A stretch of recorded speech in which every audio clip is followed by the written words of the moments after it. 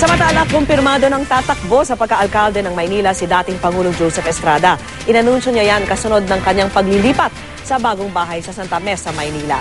Saksi si Sandra Aguinaldo.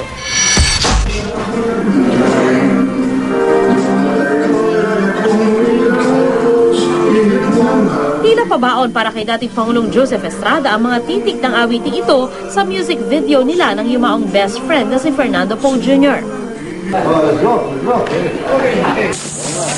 Matapos kasi ang mahabang taong pamamalagi na maalam na si Erap sa kanyang bahay sa Polk Street sa San Juan. Sa tinaguriang jeep ni Erap na siya mismo ang nagmaneho, pumiyahe ang dating Pangulo sa bago niyang destinasyon, ang Maynila. Ang kanyang mga pasahero, ang mag-ina niyang sina Doktora Loy at Jackie, at ang napapabalitang running mate niya na si Vice Mayor Isko Moreno. Everything he wants, I support. Being a public servant is his life and his happiness. So, syempre.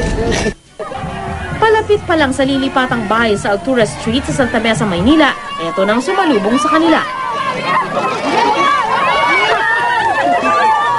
Ito mga naway ikaw sa aking buhay. Ay kambilaan ko.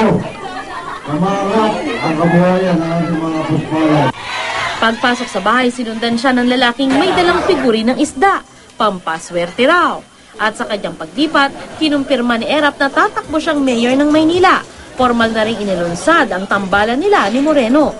Palagay ko, tatagal pa akong 3 years isang term. At ayusin ko na gusto ang Maynila.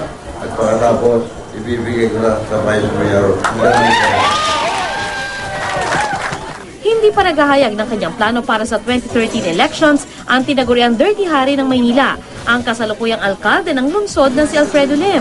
Sakaling mapagpasyahan niyang tumakbo muli, magkakatapat sila na Erap sa ikalawang pagkakataon, ang una noong 1998 presidential elections. Kalaunay nagsilbi si Lim bilang Interior Secretary noong Estrada administration, hanggang sa tinalikuran niya si Erap noong 2001 People Power Revolution. Sa ngayon, trabaho raw muna ang gustong pagtuunan ng alkalde imbis na eleksyon. Alam na ni Mayor Lim, no comment ka dahil napakatagal pa ng eleksyon At wala pa tayo dun sa puntong campaign publish namin, hindi good luck. Noong 2010 presidential elections, 31% ng mga botante sa Maynila ang bumoto para kay Erap, pangalawa kay Pangulong Noynoy Aquino. Bukas, inaasahang magpaparehistro na si Erap sa COMELEC bilang botante ng Maynila. Sandra Aguinaldo ang inyong saksi.